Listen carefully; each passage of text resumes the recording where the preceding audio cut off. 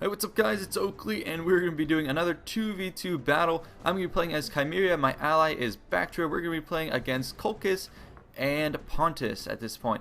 So our opponents, I believe, do know me from YouTube, so hey guys, if you're watching this. But yeah, I was going to go ahead and cover this, and I entitled this video Multiplayer Putty, for reasons you will see. And it has to do with the way I control my units, the way my opponents react. But here we go, we're going to get started in this battle, and there's going to be sort of a bit of asymmetry to this map, but there is a hill that both of us are vying for, and so we're pushing forward. My ally, as Bactria, just has a lot of this Thorax Swordsman, and Bactria and Peltas to, reinforce his push. He's also flanking with cavalry. That's a good way to take a hill. I myself am probing with all of my cavalry here.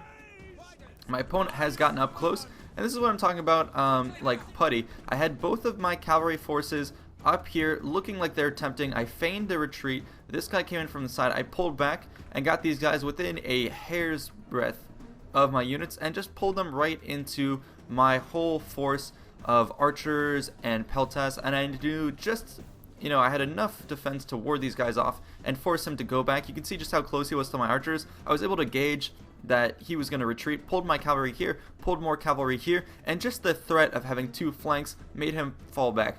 And so that's what I mean when we're doing this battle like Putty. I'm sort of shaping and molding my opponent's thoughts into what I want him to do. And I don't mean that in any degrading way, it's just the way that I'm going to go ahead and play this battle. So for instance, over here, I know I have two hidden pick peltas and then backed up hoplites. So I want to bait my opponent somehow into this fight. The way I'm going to do this is by drawing out one of my citizen cav. Look at this, he can totally handedly beat me with noble blood cav. Pull these guys out here in an exposed position. That's going to go ahead and trigger the chase from these guys, and we go ahead and reinforce with some other citizen cav just to be able to tackle with these guys and have enough to play and toy with his attention. Meanwhile, this force is going to be angled to deal with the forces in the woods, but this is going to be the focus of my attention. You can see how I've already told my pick peltas to stop moving. They're waiting for these guys to get in range, and look at this. I was already out of range of his units. He stopped moving in order to face this way because he thought he wouldn't catch me, and so I'm now going to dangle this prey in front of him, in the front and the back. I realize that this is going to be the focus of his attack, so I bring these guys in here for a rear charge just in case. And look at this, I'm wary of my arcs of fire of my peltas, and so these guys, if he chases me at this same route, he's not going to go through the arc of fire. So what I have to do is pull my citizen cav through this arc of fire, and then I'm going to pull them even closer to my lines to force him to fall into the range of my peltas. And let's go ahead and watch this little ambush that I've set up. And I've got more troops in the distance who are getting in position in case I need to fall back to those forces. My hoplites back here are also in a good position. But anyways, here we go. Now we're going to start to get some volleys. My other cavalry are waiting there to get a flanking shot on his cavalry, and they're going to go ahead. They couldn't catch my own citizen cav, so they're going to go ahead and make a beeline for my units up here. And that's when I'm going to go ahead and countercharge with my citizen cav on the flank, prevent him from getting to my peltas, and my own peltas are going to fall back to my hoplites. And my other citizen cav unit that was held on the flanks, now they're going to be moving in, and this is exactly how you have to take out these higher value targets, is bait them into these types of engagements, hit them from the flanks, not allow them to get their charge bonus, and then once they're engaged, just cripple them. Absolutely. You can see all the armor they have. That is going to be a surefire target for my peltas. We're now going to stop running. They're going to go ahead and turn about and reform. And now that I've pinned his cavalry mostly on both sides, I have an excellent target for my peltas, and I have more citizen cav waiting in the distance. And they are meant to basically, if he had any reinforcements, I could send out this intercepting block. So I have everything in place to isolate and murder my opponent's attachments. Peltas starting to get some shots off against his guys who are somewhat committed, just stuck on a couple of my units. Citizen cav right there still at 40. The other ones are not quite holding in there as well. They're already at 39. They're going to start dropping a little faster as this melee engagement gets underway. Reform some of my Scythian hoplites, but now you can see some of the murderous fire coming in from my hoplites, picking off a couple men, and that's, yeah, these guys are definitely very good. I believe I'm using the pick peltas. Yeah, these guys are very, very good.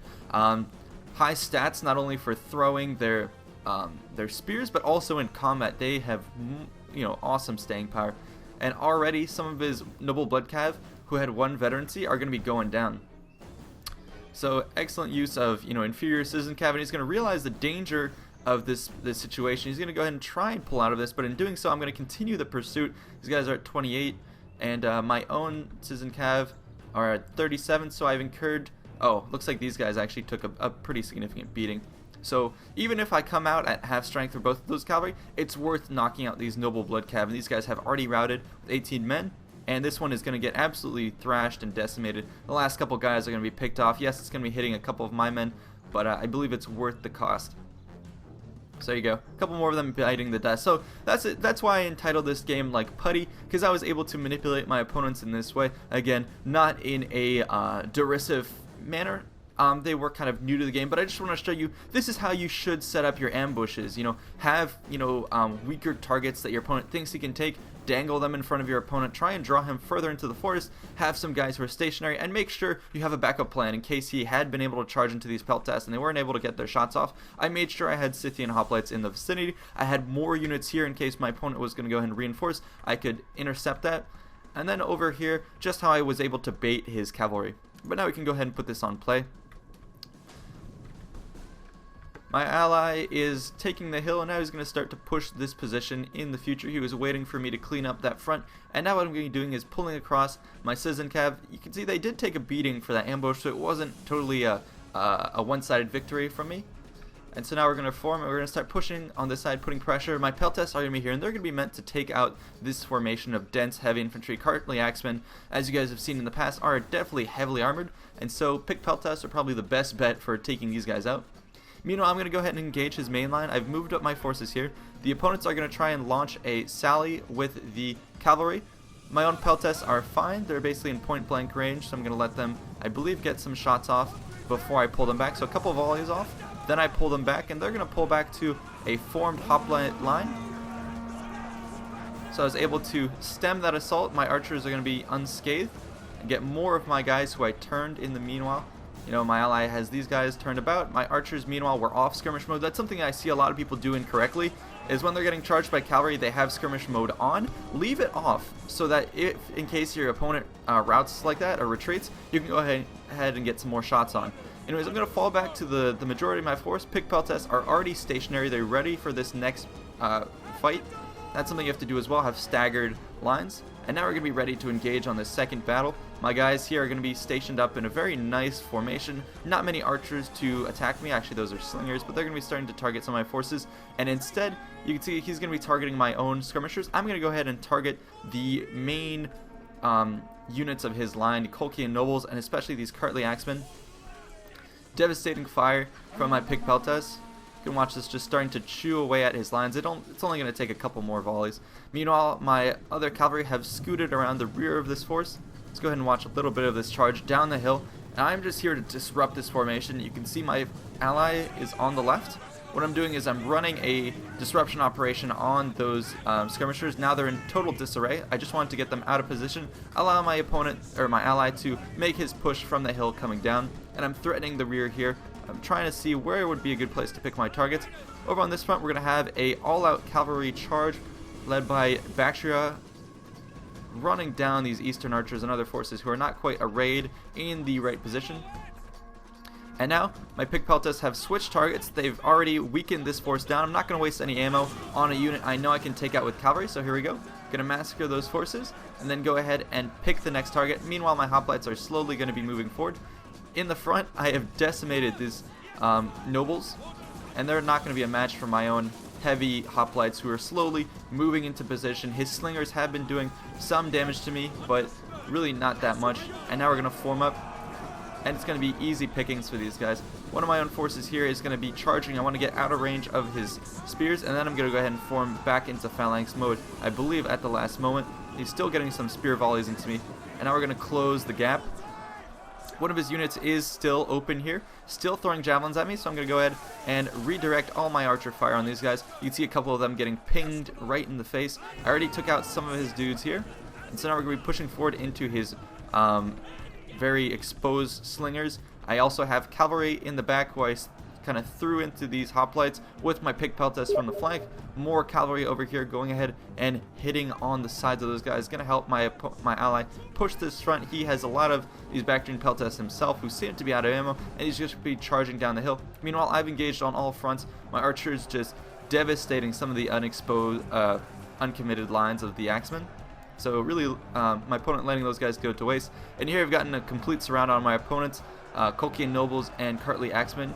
And also my Peltas here, I'm letting them use the remainder of their shots before I'm going to go ahead and engage. Always the best thing to do. And then I'm going to go ahead and swarm into here. My opponent is continuing to try and pick off these guys. Probably not the best move. He should probably consider taking out units like the Peltas, who are going to be soon to engage on that front. But let's go ahead and watch the charge over here. So some of my own guys are chasing down the opponents. Pontus does appear to have some pikemen who's going to try and reform. Pontic swordsmen are going to try and hold that front. Meanwhile, all our archers and skirmisher units are going to be targeting these pikemen. Good use of skirmishing capabilities to take out these units, who are the only ones basically who will be able to hold us back. Here comes some of the volleys, though. We'll watch some of this as it comes in. And it's actually hitting the perfect side of these pikemen. Hitting them from the right side is probably the best because their shields are not facing this way. And I believe this is actually reflected when the game calculates the amount of armor you have. It's best to hit these hoplites either from the right or the rear. And yeah, we're just completely surrounding and thrashing this side. Only a couple units left. On this front, the opponent is still holding out just because of the staying power of these hoplite units, especially buffed by the general. Yeah, it's not going to be enough to hold up to me. I have now committed almost all of my forces. Some of my archers even were thrown into the fight, I believe over here. Yep, step archers. Even my citizen cav came into the back and landed some strikes, helping me try and blow the morale out of the water for these guys. Hopefully they can crack, but they're holding in strong. And over here, continuing to run down units. This is basically a done deal. Only up to some of these skirmisher cavalry and some of the archers who are still standing strong. Not for long though. They're going to get engaged. And now my opponent and my ally, and my own citizen cav are going to be running into this fight, realizing that we need something to turn the tides. And so they're going to crest the hill and then charge straight into this unit that we needed to take out. And that's going to be it. That's going to precipitate the fall of this entire force. Our opponents give up. You can see my guys already starting to cheer. So a very fun battle, and again, I hope this does show a couple of the things you can do in multiplayer. Maybe your opponents won't fall for it, but some of the tactics I showed with baiting cavalry into the fight, not retreating your archers, letting them get volleys off, and just making sure you have at least one unit to hold back or keep them from actually committing to that fight. And then also the tactics I use to draw my opponents into the ambush. Anyways, thanks so much. Hope you enjoyed this short battle. Let's go ahead and look at some of the stats. So, yep, definitely getting a lot of kills on my units. I have to attribute that a lot to my Pig Peltas doing work. If you're going to play as Chimeria, definitely bring a bunch of these guys, as well as the Chimerian Noble Infantry. They're good. And then a sizable contingent of the Citizen Cav are definitely useful. My ally doing good work as well, a lot with that cavalry charge. And then he just brought a bunch of these Thorax units. Our opponent's mostly getting thrashed. See, his Noble Blood Cav got almost no kills, only 7 kills. So if you look at my Citizen Cav who were engaged in that fight, they mostly lost their units to my own Peltas fire. But I think it was a worthy exchange. Same over here, not getting very good cavalry use. So I think we were able to stem the tide of that engagement from the cavalry front. Anyways, hope you guys enjoyed. I will see you next time. Peace out.